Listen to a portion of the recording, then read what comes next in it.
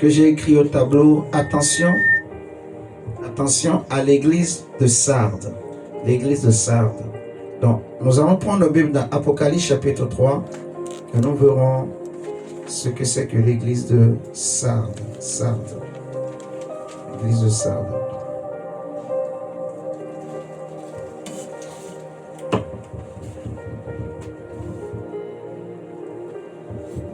Tu veux m'aider, Alicia?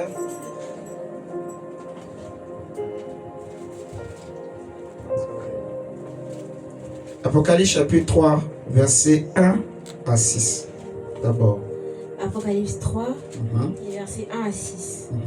Écrit à l'ange de l'église de Sardes. Voici ce que dit celui qui a les 7 esprits de Dieu et les 7 étoiles. Je connais tes œuvres. Je sais que tu passes pour être vivant et que tu es mort. Sois vigilant et affermis le reste qui est près de mourir, car je n'ai pas trouvé tes œuvres parfaites devant mon Dieu. Rappelle-toi donc comment tu as reçu et entendu, et garde et repens-toi. Si tu ne veilles pas, je viendrai comme un voleur, et tu ne sauras pas à quelle heure je viendrai sur toi. Alléluia. Est-ce que tu peux refaire encore la lecture avant d'aller jusqu'au verset 6? Reprends. Écrit à l'ange de l'église de Sardes. Voici ce que dit celui qui a les 7 esprits de Dieu et les 7 étoiles. Je connais tes œuvres. Je connais tes œuvres. Je sais que tu passes pour être vivant. Tu passes pour être vivant. Et tu es mort. Alors que tu es mort. Sois vigilant. Sois vigilant. Et affermis le reste qui est près de mourir. Car je n'ai pas trouvé tes œuvres parfaites devant mon Dieu. Rappelle-toi donc comment tu as reçu et entendu. Et garde. Et garde. Et répands-toi. Et répands-toi. Si tu ne veilles pas. Si tu ne veilles pas. Je viendrai comme un voleur et tu ne sauras pas à quelle heure je viendrai sur toi. Cependant, tu as à Sardes quelques hommes qui n'ont pas souillé leurs vêtements. Ils marcheront avec moi en vêtements blancs parce qu'ils en sont dignes. Celui qui vaincra sera revêtu ainsi de vêtements blancs, et je n'effacerai point son nom du livre de vie. Amen. Et je confesserai son nom devant mon Père et devant ses anges. Que celui qui a des oreilles entende ce que l'Esprit dit aux églises. Amen pour la parole du Seigneur. Amen. Tu peux t'asseoir d'abord. Donc, frères et sœurs dans le Seigneur, je veux nous parler de Christ ce matin, de l'évangile de Jésus-Christ de Nazareth. Jésus dit dans Jean 14, verset 6 que il est le chemin, la vérité et la vie. Et nul ne peut aller au Père sans passer par lui. Cela veut dire en fait que si Jésus est la vie, et comme il dit dans Jean 6, 43 ou 44 par là, que mes paroles sont esprit et vie, si Jésus est la vie et que ses paroles sont vie, là où il y a la mort, c'est que Christ est absent. Est-ce que vous me suivez ce matin? Est-ce que vous entendez bien ceux qui sont en ligne? Jésus dit à l'église de Sardes que tu te fais passer pour être vivant. Vous allez remarquer que il dit écrit à l'ange de l'église. Et le mot vivant est conjugué au singulier. Suivez-moi très bien. Si c'était à l'église qui s'adressait, il allait dire vivante. Vous voyez la différence? Si je parle à quelqu'un qui est féminin ou quelque chose, si je veux dire une femme vivante, une femme morte, je dirais, je vais conjuguer le mot en fait. Ok? Je vais ajouter le E. Vous comprenez ce que je dis? Amen. Mais si je veux parler à un homme, on va dire du sexe masculin, je dirais vivant ou mort. Donc, nous voyons la différence. C'est une subtilité, mais ça nous amène à comprendre quelque chose. Ici, il est écrit à l'ange de. L'ange est un mot masculin, un et singulier. Il dit un ange. Donc, c'est singulier et masculin. Écrit à l'ange de. On dit tu passes pour être vivant et que alors que tu es mort. Ok? Donc ici le Seigneur parle à des hommes. Le Seigneur parle premièrement à l'ange de l'église de Sardes. L'ange de l'église de Sardes ici n'est pas un ange qui est descendu du ciel. Non, c'est un homme. Est-ce que vous me suivez ce matin? Amen. Donc le Seigneur est en train de parler aux responsables, aux bergers de l'église, mais aussi en même temps à l'église, donc aux frères et sœurs de l'église. Mais il parle aussi aux bergers. Parce que c'est simple. La Bible dit on reconnaît un arbre à ses fruits. Ok? Si la tête est pourrie, le reste aussi sera pourri. Alléluia. Est-ce que vous me comprenez? C'est pour cela que le Seigneur s'attaque à la tête. Le Seigneur parle à la tête. Le Seigneur examine la tête. Le Seigneur regarde l'état de la tête. Pour connaître l'état d'une église, il faut regarder la vie du pasteur, la vie du berger, la vie du prédicateur, du responsable. Comme on a vu dimanche passé, le Seigneur disait dans Jérémie 10 que les bergers ont été stupides. Ok? Ils ne se sont pas gênés à chercher le Seigneur. C'est pour cela qu'ils ne pouvaient pas prospérer.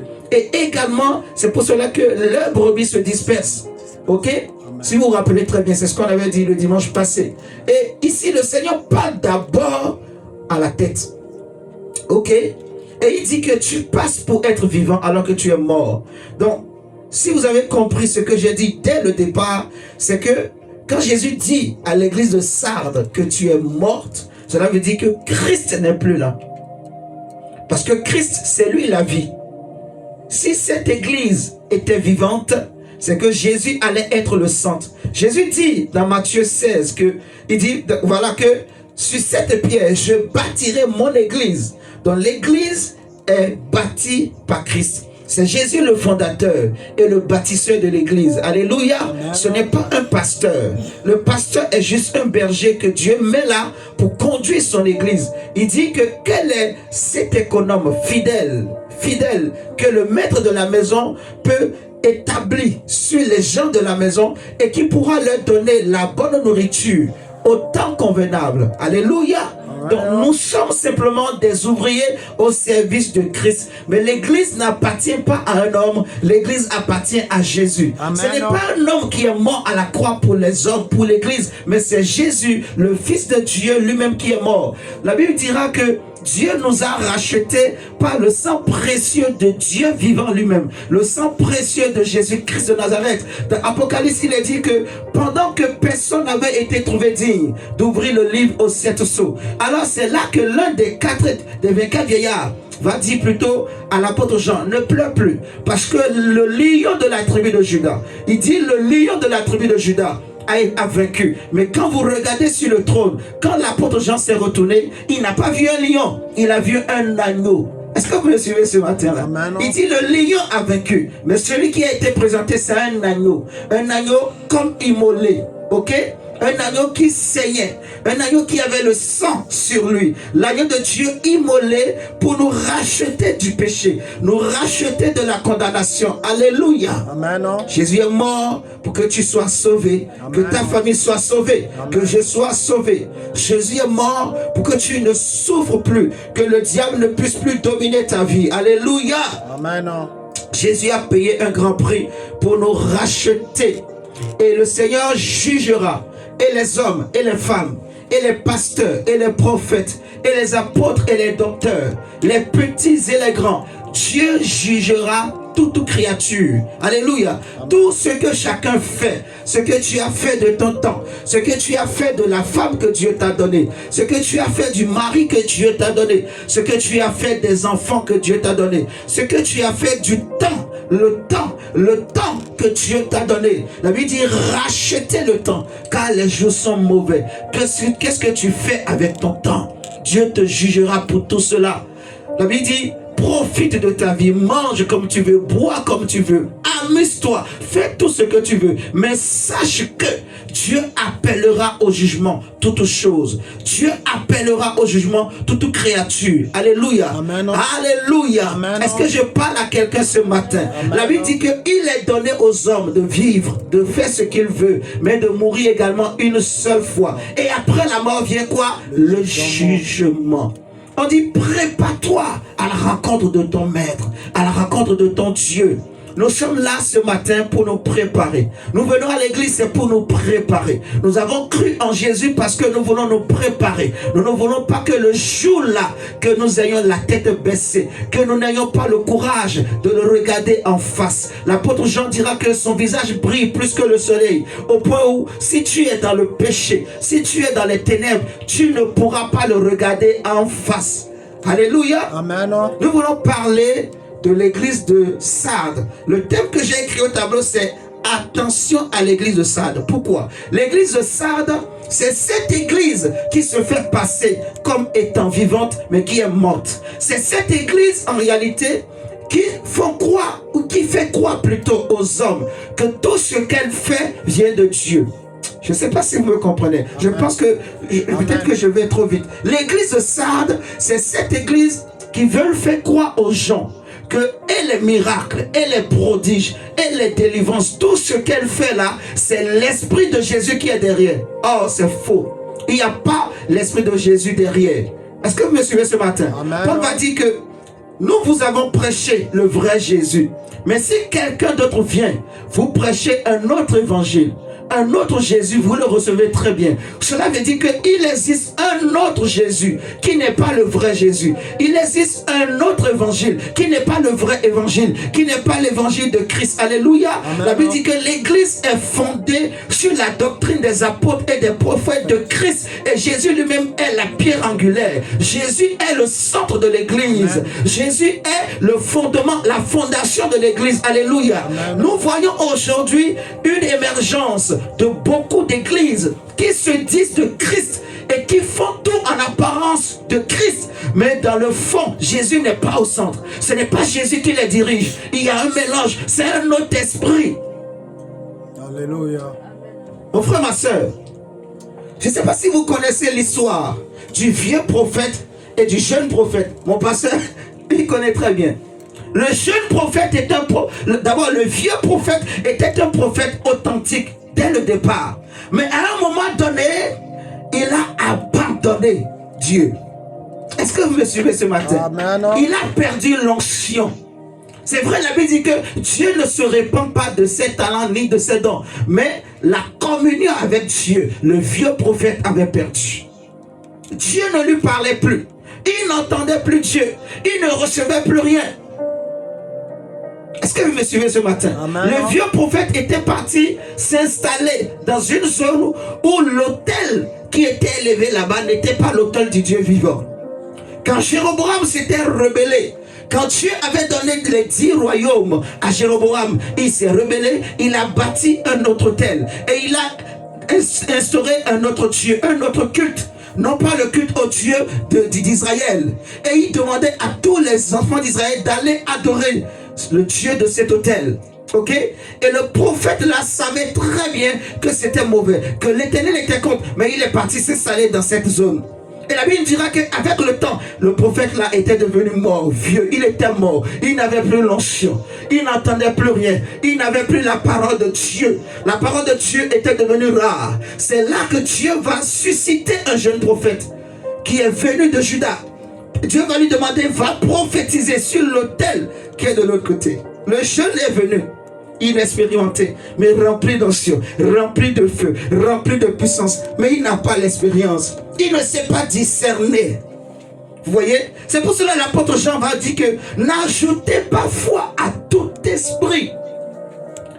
Ce n'est pas tous ceux qui disent Jésus, Jésus, qui sont de Jésus. Tous les miracles que vous voyez sur Internet ne viennent pas de Dieu. Toutes les prophéties que vous voyez sur Internet ne viennent pas de Dieu. Tous les apôtres ne sont pas de Dieu. Tous ces prophètes ne sont pas de Dieu. Toutes ces assemblées, ces grandes églises, toutes ces choses. Mon frère, ma soeur, Jésus n'est pas derrière. Ce n'est pas moi qui le dis, c'est la Bible. Vous allez le voir avec moi tout à l'heure. Le jeune prophète inexpérimenté, il vient prophétiser sur l'autel. Dieu va se glorifier. Mais Dieu lui avait dit, tu ne dois pas repasser par le même chemin par lequel tu es parti pour retourner. Et tu ne dois rien manger là-bas.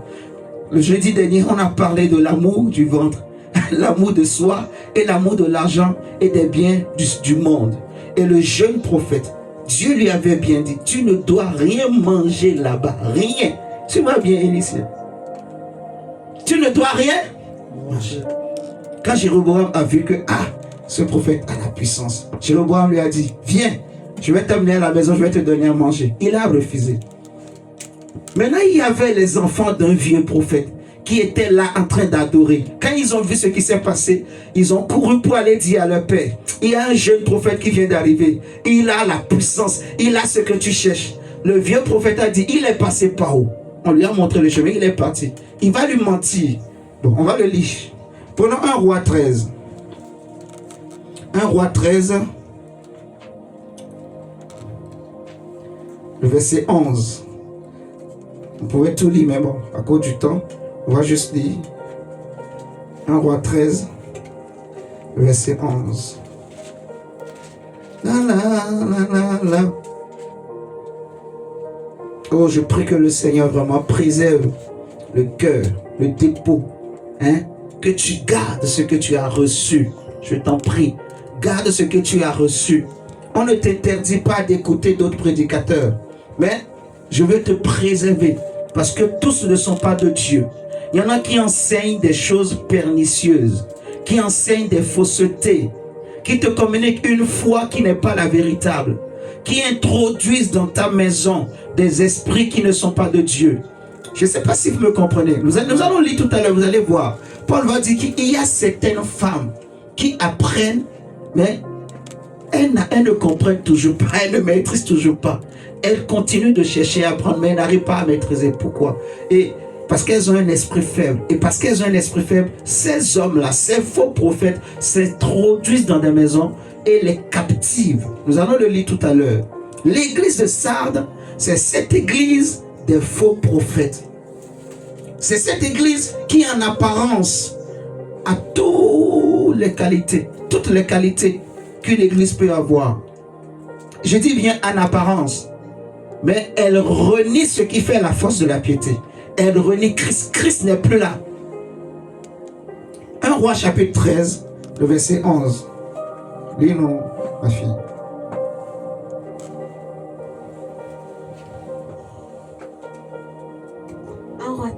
Verset 11. Le verset 11. Or, il y avait un vieux prophète qui demandait à Béthel. Qui demeurait à Béthel. Ses fils vinrent lui raconter toutes les choses que l'homme de Dieu avait faites à Béthel ce jour-là. Et les paroles qu'il avait dites au roi. Lorsqu'ils eurent fait le récit à leur père, il leur dit, par quel chemin s'en est-il allé? Ses fils avaient vu par quel chemin s'en était allé l'homme de Dieu qui était venu de Juda. Et il dit à ses fils, scellez-moi l'âne.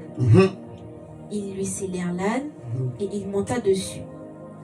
Il alla après l'homme de Dieu et il le trouva assis sur un térébinthe. Il lui dit, es-tu l'homme de Dieu qui est venu de Juda? C'est compliqué cette histoire. Il dit, je le suis.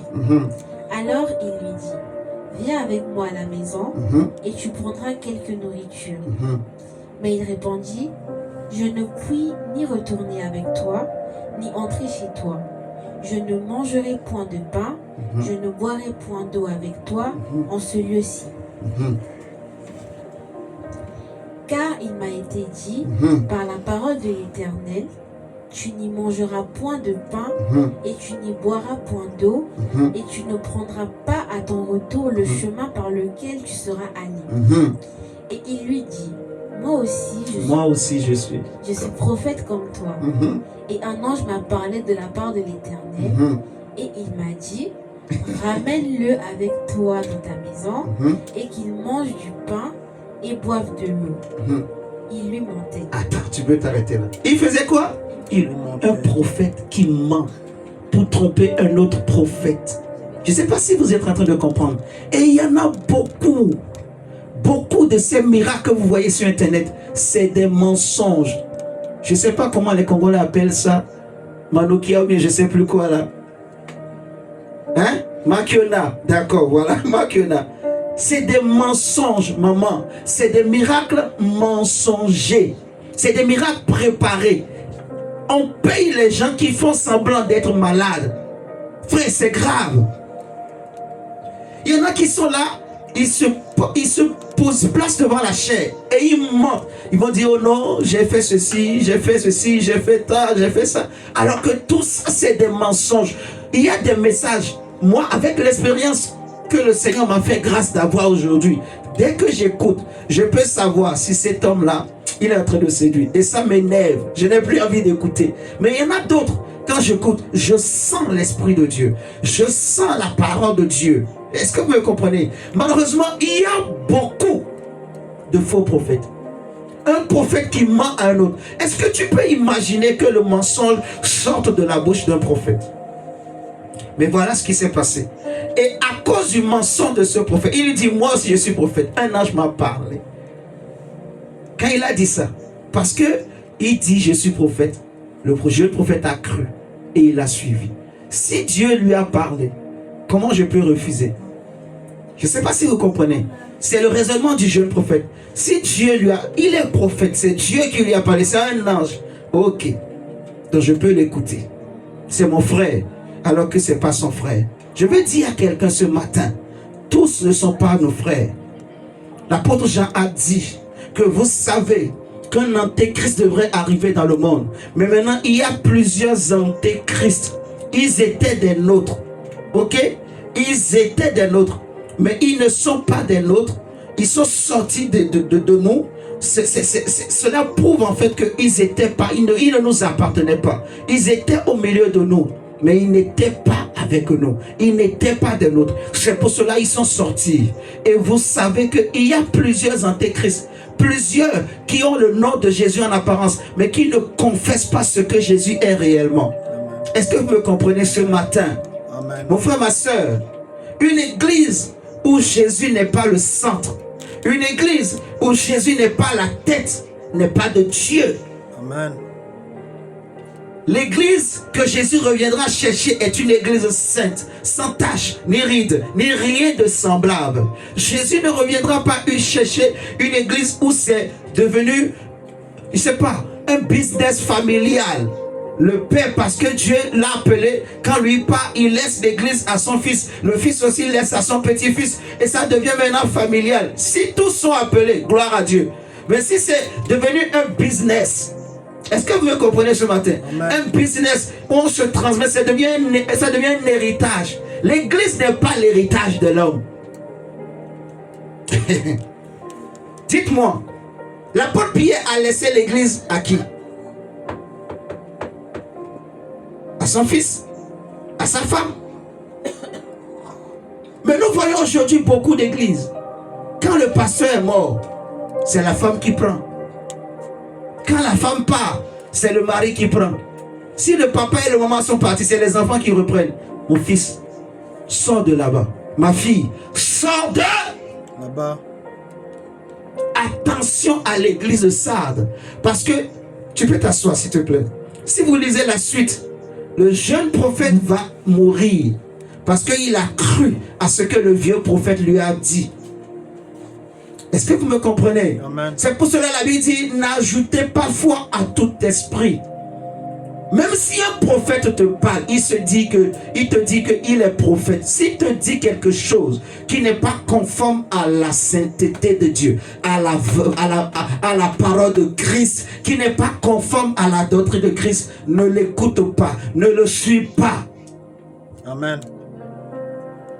Jésus nous a déjà prévenus. Il nous a dit de nous mettre en garde contre les faux prophètes. Regardons encore cette histoire de Néhémie. Néhémie, chapitre 6. Tu dois avoir le discernement, mon frère, ma soeur. Tu ne dois pas suivre tout le monde. Non. Je suis désolé de le dire. Je ne suis pas contre les gens. Mais il y a beaucoup de ces assemblées. Ces grands, ils sont pleins. Ils ont des milliers de personnes dedans. Jésus n'est pas là. Néhémie chapitre 6. Néhémie, c'est après Esdras. C'est avant? Ouais, voilà, avant Esther, après Esdras. Néhémie 6. Bon, on pouvait lire aussi tout, mais non, on va aussi sauter. Lis-nous à partir du verset 8. Néhémie 6, à partir du verset 8. Vous allez voir la même chose. Là où un vieux prophète a trompé le jeune, ici aussi un prophète est venu aussi pour tromper Néhémie. Mais la différence, c'est que Néhémie était plus intelligent que le jeune prophète de l'autre côté. Le jeune prophète n'avait pas l'expérience. Donc il a cru. Frère, que Dieu bénisse les prophètes. Mais parfois, je préfère ne pas être prophète. Parce que comme c'est un prophète qui est venu lui parler, il a cru. Mais comme Néhémie, lui, n'était pas prophète, même si le prophète est venu lui parler, il n'a pas sauté directement. Il a discerné. Alléluia. Amen. C'est bien l'onction prophétique. Mais fais attention. Ça détruit beaucoup de gens, beaucoup de familles, beaucoup de vies. Néhémie 6 à partir du verset 8, il dit quoi? Néhémie 6 à partir du verset 8. Je fis répondre à Sanballat, ce que tu dis là n'est pas, c'est toi qui l'inventes. Tous ces gens voulaient nous effrayer et ils se disaient, ils perdront courage et l'œuvre ne se fera pas. Maintenant, ô Dieu, fortifie-moi. Je me rendis chez Maëja, fils de Délaja, fils de Méhétabéel. Et il s'était enfermé. Et il dit, allons ensemble dans la maison de Dieu, au milieu du temple, et fermons les portes du temple, car ils viennent pour te tuer, et c'est pendant la nuit qu'ils viendront pour te tuer. Je répondis, un homme comme moi prendre la fuite. Un homme comme moi prendre la fuite. Donc, continue la suite. Et quel homme tel que moi pourrait entrer dans le temple et vivre? Je n'entrerai point. Et je reconnus que c'était pas Dieu qui que ce n'était pas Dieu qui l'envoyait. Mais il prophétisa ainsi sur moi parce que Sanballat et Tobija lui avaient donné de l'argent. En le gagnant ainsi, ils espéraient que j'aurais peur et que je suivrais ses avis et je commettrais un péché. Et ils auraient profité de cette atteinte à ma réputation pour me couvrir d'opprobre. Souviens-toi, ô mon Dieu, de Tobija et de Sanballat et de leurs œuvres. Souviens-toi aussi de Noadia, la prophétesse. La quoi? La prophétesse. Et des autres prophètes qui cherchaient à m'effrayer. Donc, il y avait chez Maëja, il y avait Noadia, il y avait plusieurs autres prophètes et prophétesses qui ont été corrompus par Sanballat et Tobija. Ils leur ont donné de l'argent pour piéger Néhémie. Est-ce que vous me suivez ce matin? Amen. Néhémie a eu le discernement. Il a dit, moi je ne peux pas fuir. J'ai un grand Dieu. Je ne peux pas fuir devant les ennemis. Ok? C'est Dieu qui m'a envoyé ici pour rebâtir les murailles de la ville. Donc je ne peux pas fuir. Dieu combattra pour moi. Néhémie avait la foi. Ensuite il dit, pourquoi j'irai me cacher dans le temple? Parce que selon la loi de Moïse, c'est seulement les sacrificateurs qui avaient le droit d'entrer dans le temple. Mais Néhémie n'était pas sacrificateur. Est-ce que vous êtes en train de comprendre? Amen. Donc s'il rentrait dans le temple, il allait mourir. C'est un péché. Dieu allait le frapper. Ok? Et sa réputation aussi allait être salie. Combien aujourd'hui dans les églises entrent dans des choses où il ne fallait pas rentrer? Parce qu'un prophète a dit, un prophète a dit, un prophète a dit, un prophète a dit, ce n'est pas ta femme. Un prophète a dit, ce n'est pas ton mari. Un prophète a dit ceci, un prophète a dit ceci. Un prophète a dit que cet enfant-là est sorcier. Je ne sais pas si vous comprenez. Amen. Combien prennent des décisions parce que.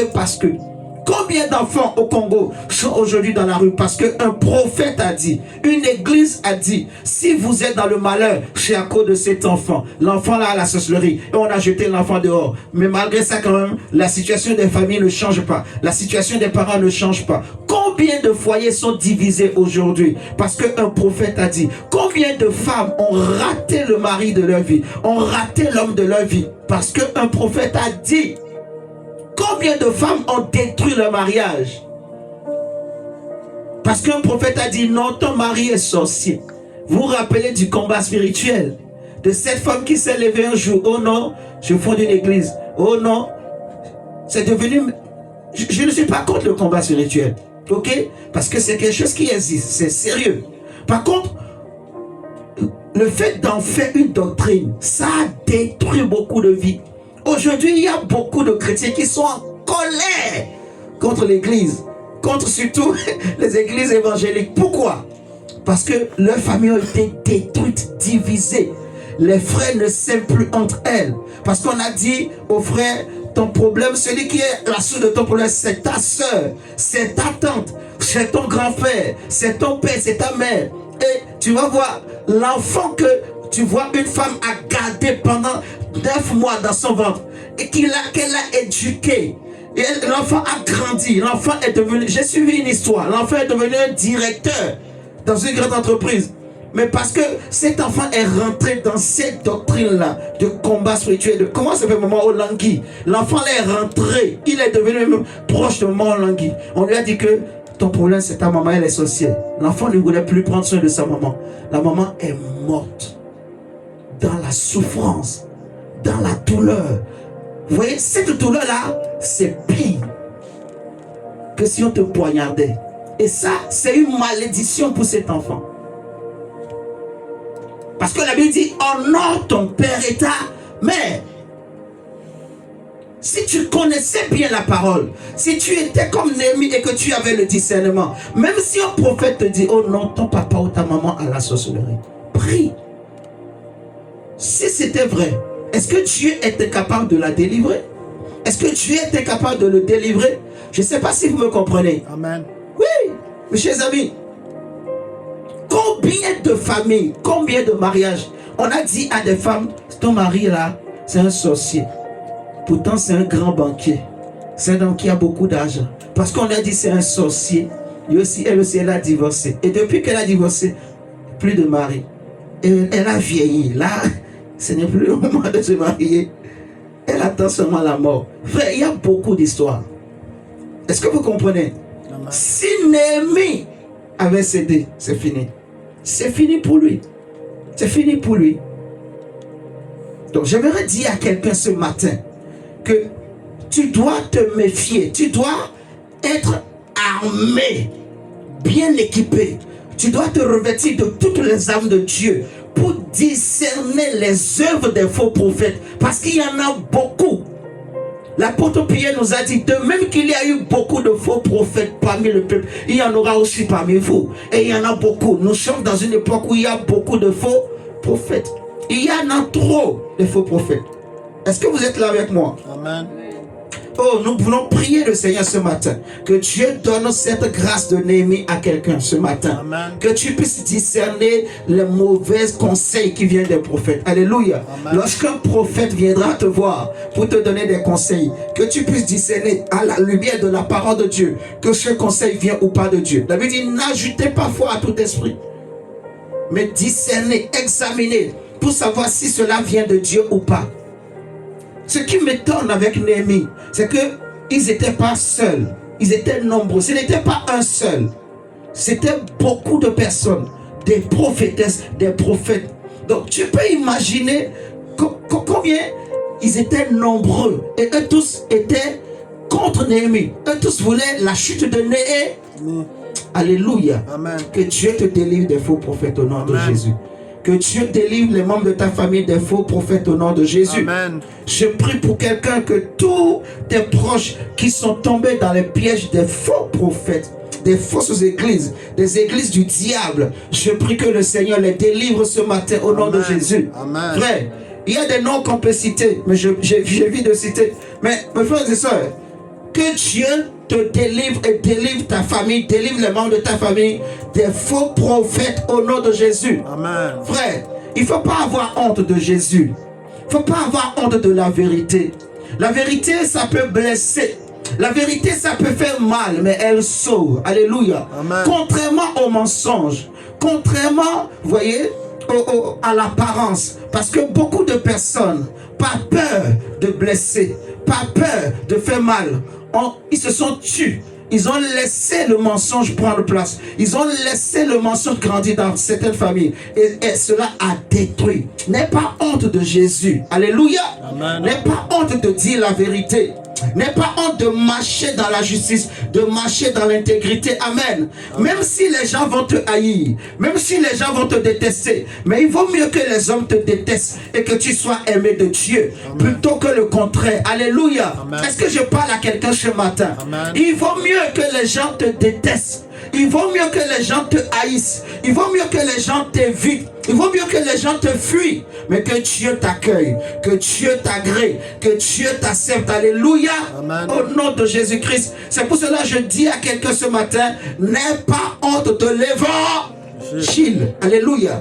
Si tu connais quelqu'un qui est dans une fausse église, tu le sais dans ta conscience que ça ne sauve pas. Mes chers amis, ça ne sauve pas.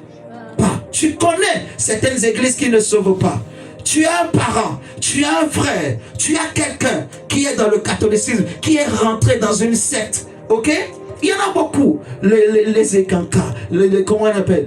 Au Bénin, il y a un truc qu'on appelle les Biboyoué, christianisme céleste. Et ils s'habillent tout le temps en blanc. Et ils ne portent pas de chaussures. Et chaque année, eux, ils vont au bord de la mer. Là, Jésus sort de la mer. Et ils font beaucoup de miracles. Ils sont même ici en Europe. Il y en a beaucoup. Il y en a un autre encore qui est sorti dernièrement là. Je ne sais pas comment elle s'appelle. Mais elle a dit qu'elle est Dieu incarné. Et c'est une femme. Elle vient encore du Bénin. Il y a beaucoup. Il y en a qui adorent maintenant des hommes. Il y en a qui ont créé l'église pour dire non, parce que je prends Branham, c'est un vrai prophète.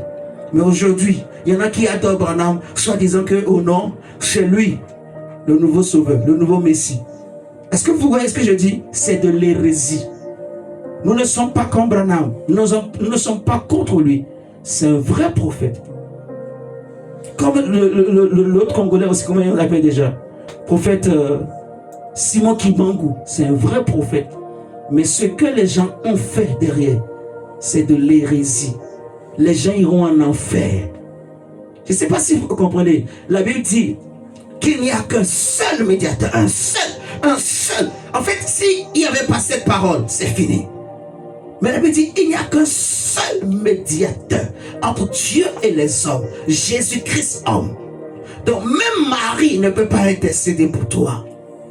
Je ne sais pas si vous le comprenez. Amen. Donc ceux qui invoquent Marie, ils sont dans l'hérésie. C'est un démon qui leur répond. C'est un démon qui les écoute. C'est un démon qui les exauce. Est-ce que vous êtes en train de me comprendre ce matin? N'aie pas honte de le dire.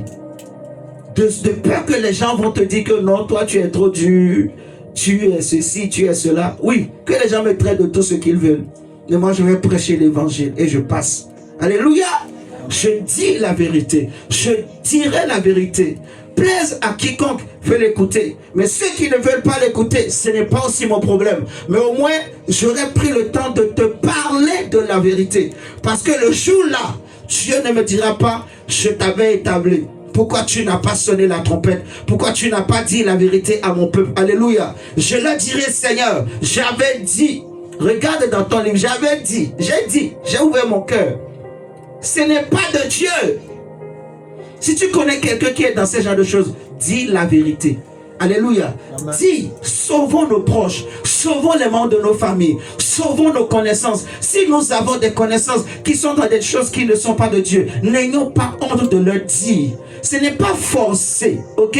Tu ne vas pas le forcer à changer. Mais au moins tu as dit, et la personne connaît ta position. Cela ne gâchera pas votre amitié. Si à cause de ça, lui, il ne veut plus être ton ami, eh bien, qu'il part.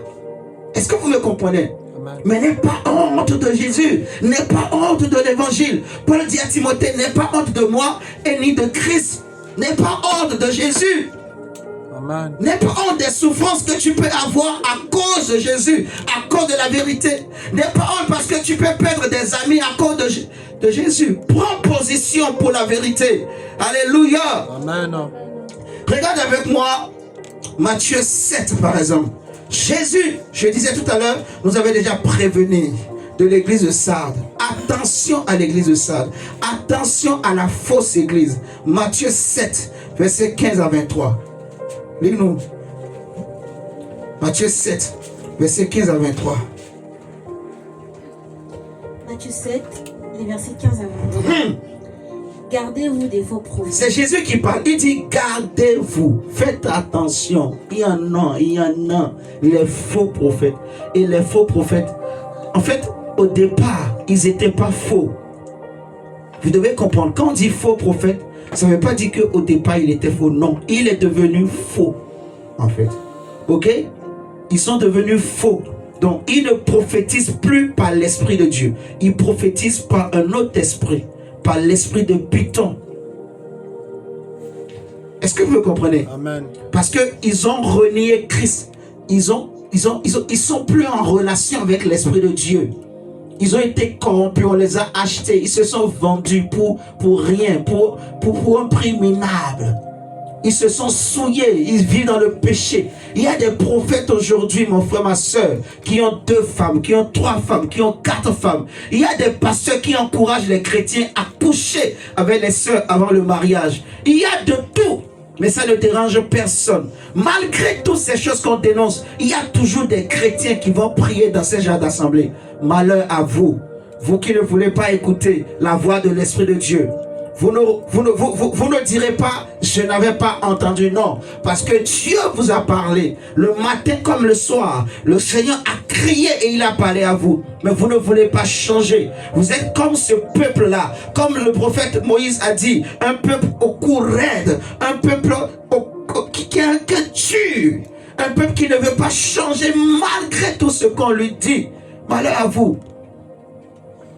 Et vous allez creuser vous-même votre propre tombe et la tombe de vos familles. Parce que vous voulez pas, vous n'aimez pas la vérité, vous n'aimez pas la lumière. Vous ne voulez pas changer malgré tout ce que le Seigneur dit. Malgré que le Seigneur crie le matin, le soir, Dieu envoie des vrais prophètes. On les lapide. Il y en a sur lesquels on crache, on méprise, on les insulte, on les traite de tous les noms.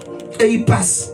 Personne ne pourra dire qu'il n'avait pas entendu. Qu'il n'avait pas entendu. Non, non, non.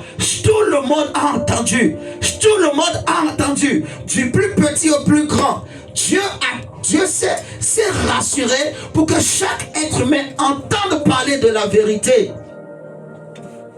Le miracle ne sauve pas. Alléluia. Amen. Jésus n'est pas mort pour le miracle d'abord. Il est mort premièrement pour le salut. Jésus n'est pas mort pour que tu sois, je sais pas moi, pour que tu reçoives un miracle. Ce n'est pas ça. Jésus est mort d'abord pour que tu sois délivré du péché. Amen. Que tu sois sauvé, que tu aies la garantie de ton salut. Amen. Est-ce que tu as l'assurance de ton salut? Est-ce que là où tu es, tu te dis chrétien, tu prophétises, tu vas à l'église, tu fais ceci, tu chantes, tu fais tout ce que tu veux. Mais est-ce que tu es conscient? Est-ce que tu as l'assurance que si Jésus vient tout de suite, tu vas être sauvé?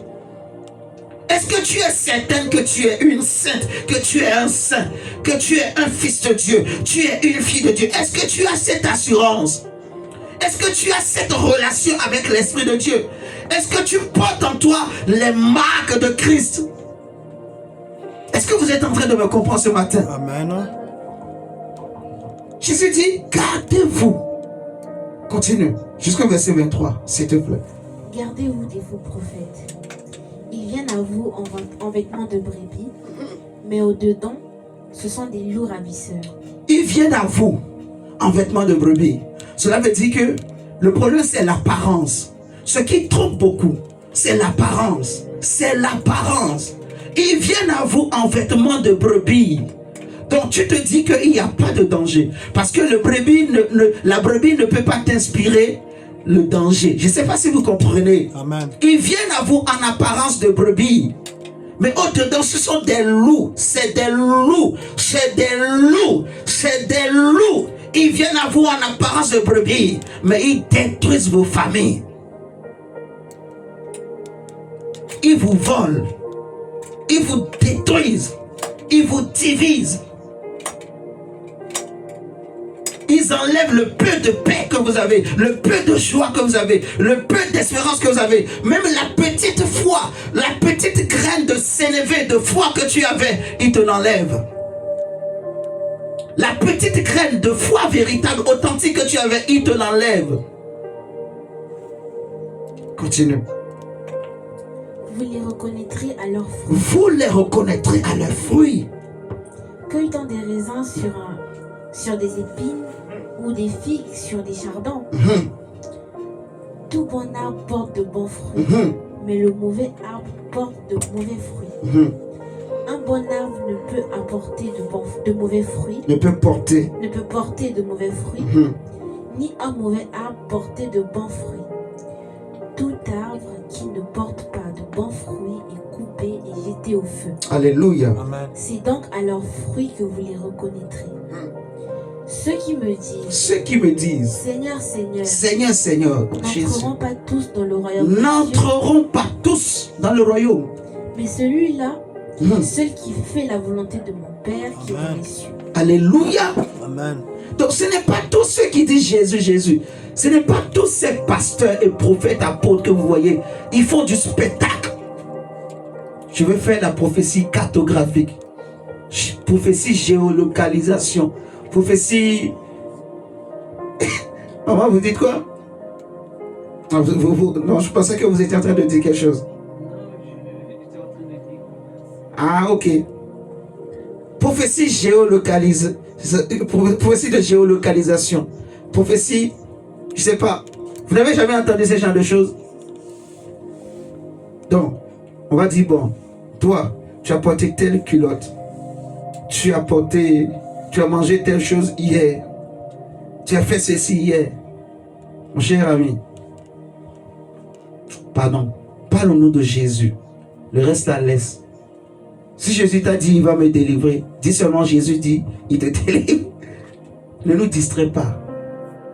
Prophétise, prophétie, avance, avance, pasteur, avance, prophète. Les hommes aiment ça. Paul l'a dit à Timothée. Il arrivera un temps où les gens ne supporteront plus la saine doctrine, mais ils auront la démangeaison d'entendre des choses agréables. Les hommes aiment ça, que tu leur racontes leur vie. Tu leur montres que tu vois.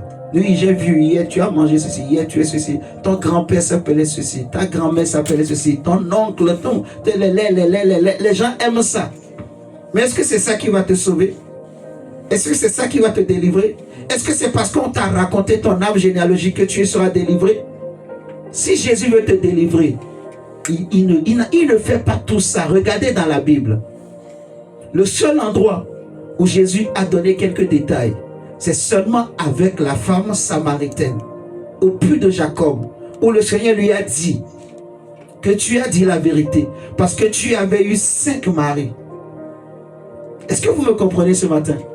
Parce que le reste, Jésus a dit que votre oui soit oui, votre non soit non. Tout ce qu'on ajoute vient du diable. Donc, le ministère est devenu un spectacle, un business. C'est du showbiz. Hein? On fait du show business. Il faut chauffer les gens. Le problème, c'est aussi que les chrétiens aussi, parfois quand ils viennent, ils dorment. Ils dorment. Donc, il faut trouver des solutions pour les chauffer. Comme ça, dès que les gens commencent à entendre, hey, je vois un chiffre 4, 5, 6, là, c'est le numéro de qui? Hey, les gens se réveillent. Tous ceux qui dormaient, ils se réveillent. Les chrétiens aiment ça. Ça, c'est la chair. Nous allons le voir tout à l'heure. Paul dit tout cela. En fait, en apparence, vous allez voir que c'est comme s'il y a une forme de piété derrière. Mais cela ne satisfait que les désirs de la chair. C'est la chair. C'est la chair. Il n'y a rien qui glorifie Dieu dedans. Et bon. Que Dieu sauve. Amen. Continue la lecture. C'est seulement celui qui fait la volonté de mon Père qui sera sauvé. Plusieurs me diront en ce jour-là. Seigneur, Seigneur, n'avons-nous pas prophétisé en ton nom? N'avons-nous pas chassé les démons par ton nom? Et n'avons-nous pas fait beaucoup de miracles par ton nom?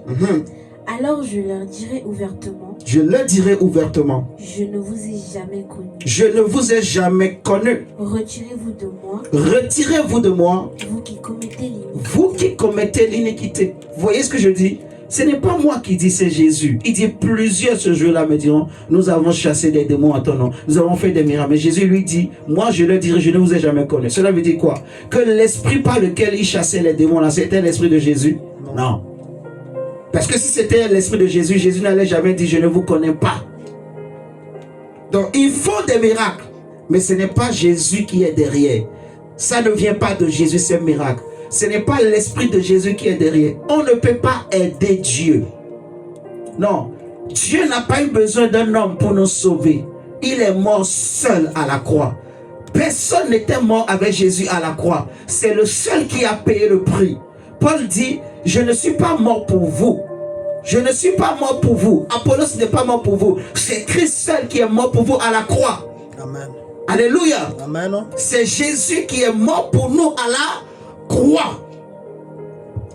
Mon frère, ma soeur, nous allons prendre un autre test. Parce que le temps est en train d'avancer. Je veux donner au moins 2-3 autres tests. Prenons 2 Pierre chapitre 1. Prenons d'abord Colossiens 2. Colossiens 2, versets 16 à 23. Et après 2 Timothée 3.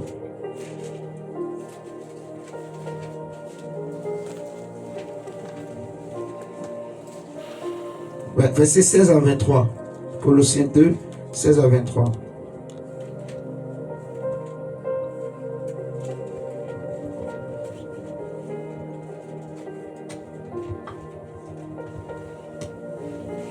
Colossiens chapitre 2, verset 16 à 23. Vas-y, on y va. Colossiens 2, les versets 16 à 23.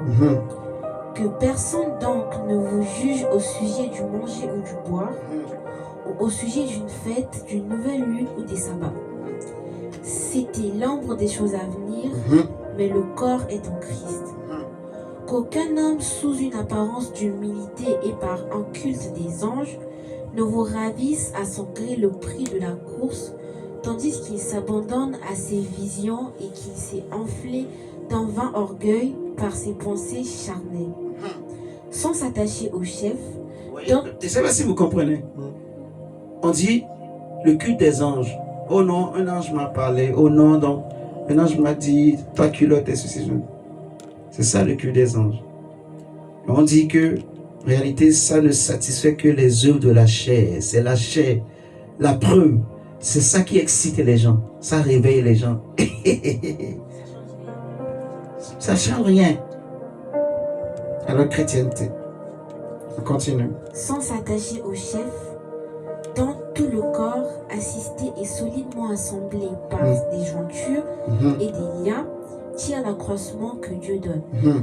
Si vous êtes mort avec Christ au rudiment du monde, pourquoi, comme si vous viviez dans le monde, vous impose tant ces préceptes? Comme si vous viviez dans le monde. Oh, j'aime bien ça. Donc, nous sommes dans le monde, mais nous ne vivons pas dans le monde. Nous vivons en Christ. Nous sommes en Christ. Nous sommes dans ce monde, mais nous ne vivons pas dans le monde. La question que tu peux te poser, tu vis où? Tu vis dans le monde? Parce qu'une chose est d'être dans le monde et de vivre dans le monde. Est-ce que tu vis en Christ ou tu vis dans le monde? Est-ce que tu vis dans le Seigneur ou tu vis encore dans le monde? Si tu vis dans le monde, on va t'imposer des choses. Les faux prophètes vont t'avoir. Tu vas accepter tout. Tu vas écouter tout. Tu vas plaire au monde. Paul dit, si je plaisais encore au monde, je ne serais pas serviteur de Christ. Alléluia. Amen. Continuons la lecture à cause du temps. On va essayer d'aller vite. Vous impose tant ces préceptes. Ne prends pas, ne goûte pas, ne touche pas. Préceptes qui, tous deviennent pernicieux par l'abus et qui ne sont fondés que sur les ordonnances et les doctrines des hommes. Ils ont à la vérité une apparence de sagesse en ce qu'ils indiquent au culte volontaire, de l'humilité et le mépris du corps, mais ils sont sans aucun mérite et contribue à la satisfaction de la chair. Amen. Amen. Prenons 2 Timothée 3. Nous allons lire 2 Timothée 3, le verset 1 à 7. 2 Timothée 3, verset 1 à 7.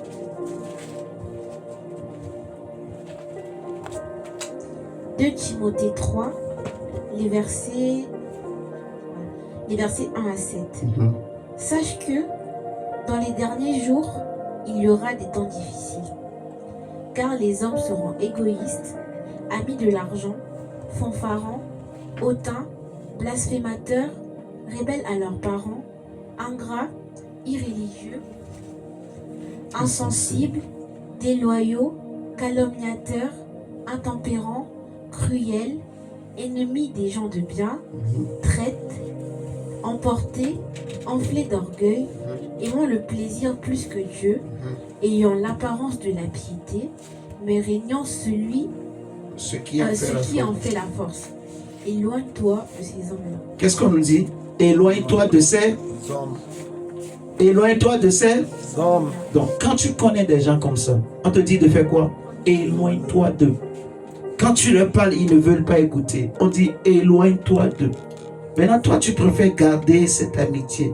Elle est importante. Je ne sais pas comment les chrétiens, il faut leur parler. On dit éloigne-toi d'eux. Éloigne-toi. Alléluia. Amen. On continue la lecture.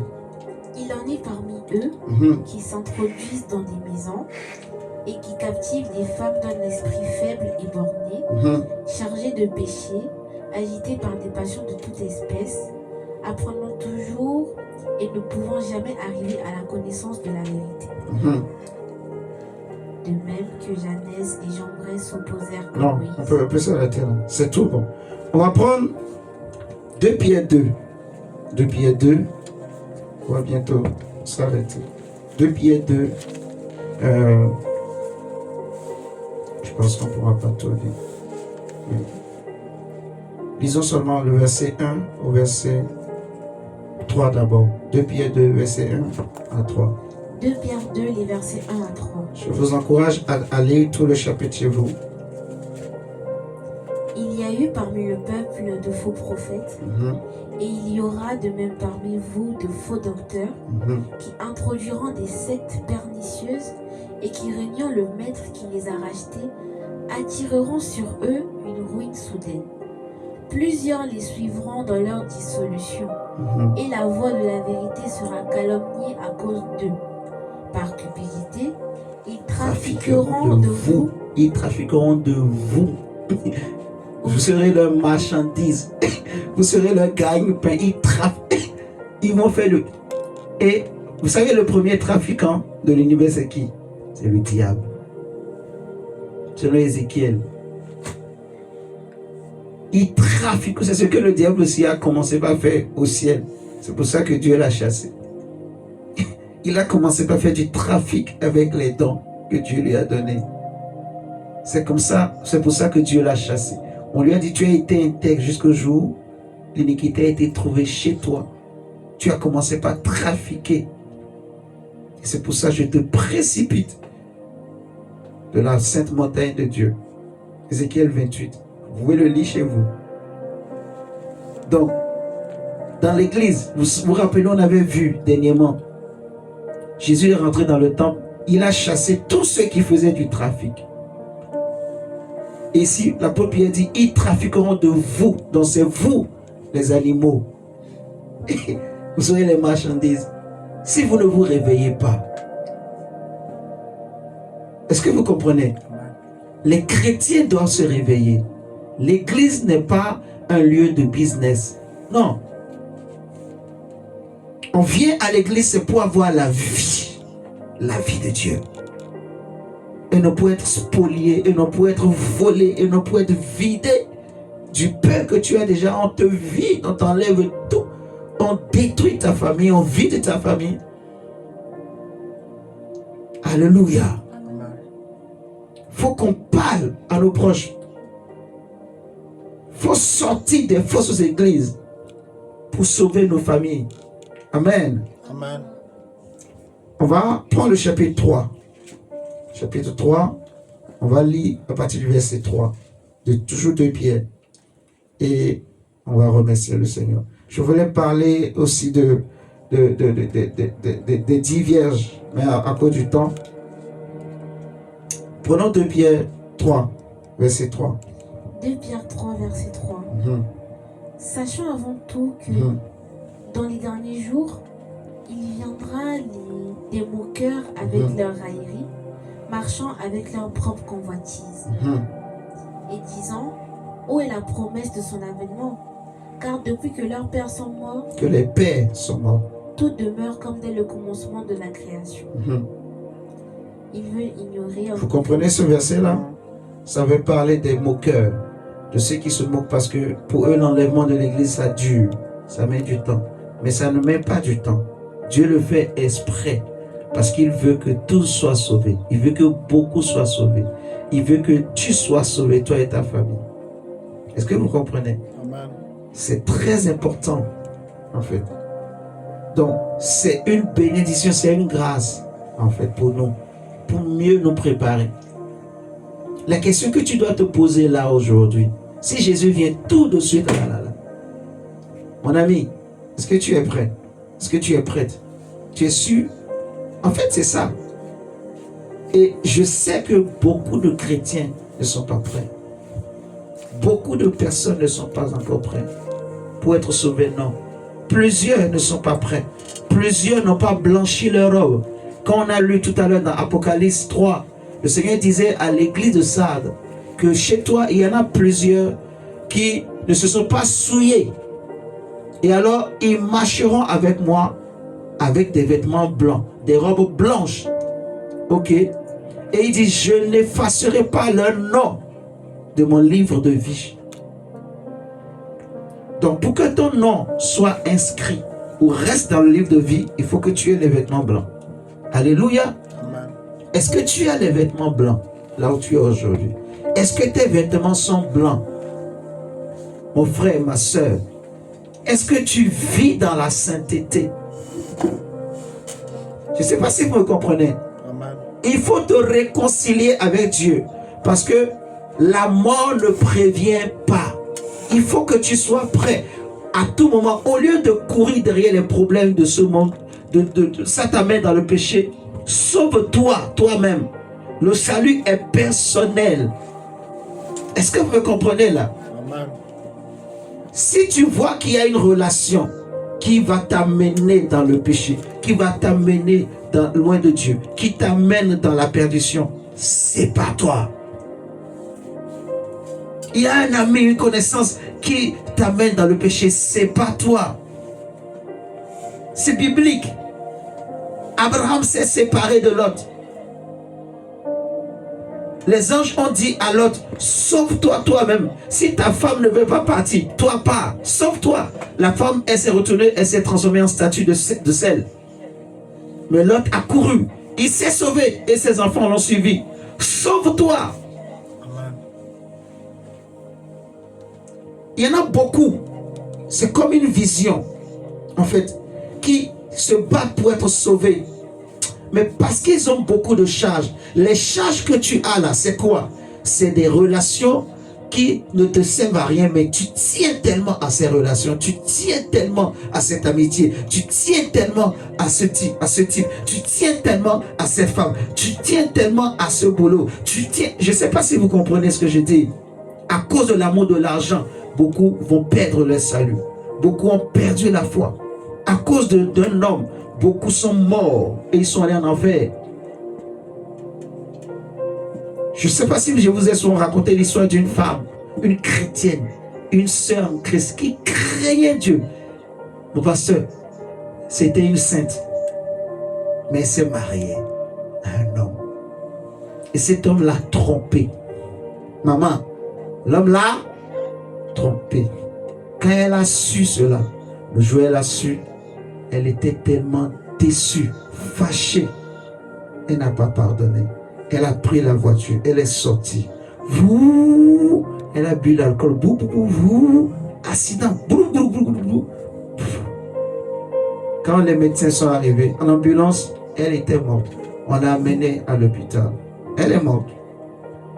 Arrivée là-bas en enfer, Elle a dit, Seigneur, qu'est-ce que moi je fais ici? Moi, je ne peux pas être ici. Moi, je suis ta servante. Depuis ma jeunesse. En fait, c'est une personne qui a été consacrée à Dieu, une femme. Depuis sa naissance.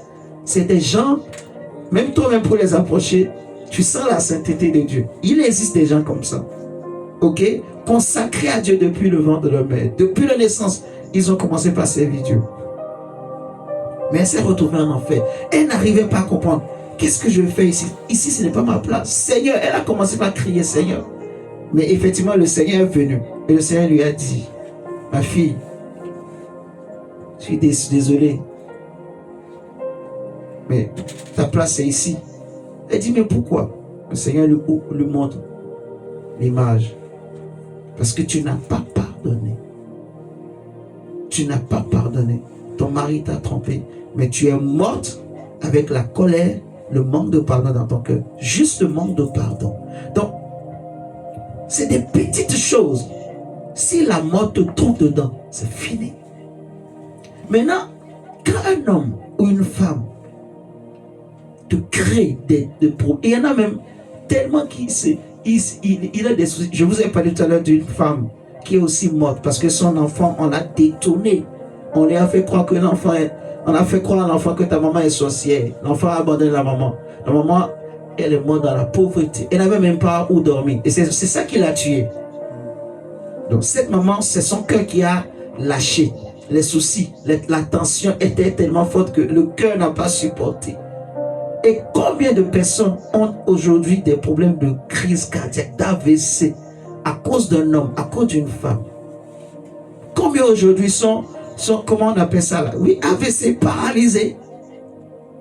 À cause d'un homme, une relation. Il y a trop d'hommes dans l'eau, il y a beaucoup d'autres femmes. L'argent, tu veux l'argent? Dieu peut te donner. Si tu crains Dieu, il va te donner. Tu n'es pas obligé de suivre cette voie. Tu veux avoir beaucoup d'argent et après. Parce que si c'est le peu qu'il te faut, Dieu peut te donner. Tu veux avoir beaucoup d'argent, travaille comme tout le monde. Fais de grandes études. Et un bon poste, un bon boulot. Crée je ne sais pas. Fais des choses dans les normes et Dieu va te bénir. Alléluia. Mais ce n'est pas en faisant les faux, vendre la drogue, vendre ton corps, rentrer dans des trucs bizarres, aller à Dubaï manger, les caca. Dernièrement au Congo, une jeune fille chrétienne à l'église. Sa maman est servante à l'église. La fille aussi sert à l'église. On l'a retrouvée dans un hôtel. Elle est morte. De quoi? Elle avait rendez-vous avec un homme à l'hôtel. Mais elle chante à l'église.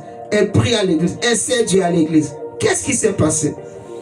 Jeune fille, qu'est-ce qui arrive aux enfants de cette génération? Aux jeunes filles, je n'arrive pas à comprendre.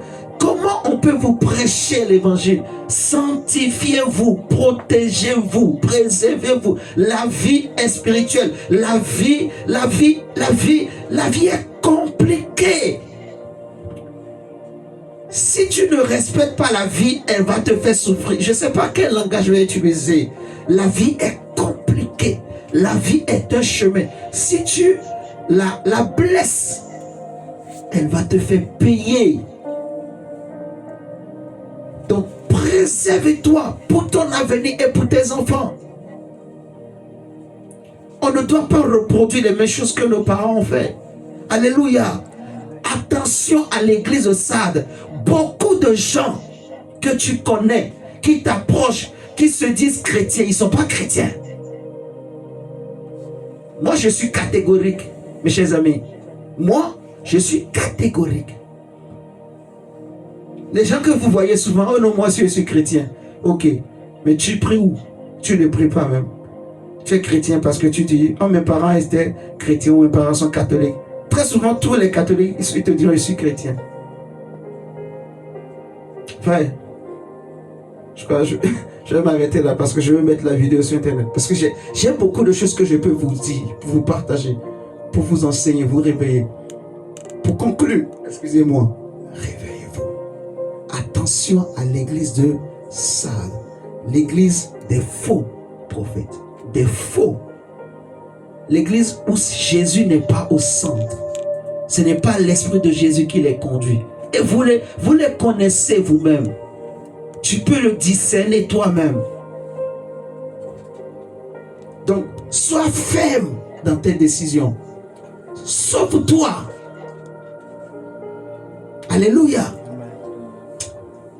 Prions le Seigneur et demandons à Dieu de nous préserver des faux prophètes, nous délivrer des faux prophètes, délivrer nos familles des faux prophètes au nom de Jésus. Peut-être la prochaine fois, le Seigneur permettra, on pourra approfondir encore parce qu'il y a beaucoup de choses à dire pour nous éveiller, nous aider. Je prie que là où tu es, tu lèves la voix et remercie le Seigneur et prie le Seigneur de te délivrer des faux prophètes, de te délivrer de l'esprit du faux prophète au nom de Jésus. Élevons la voix et prions le Seigneur.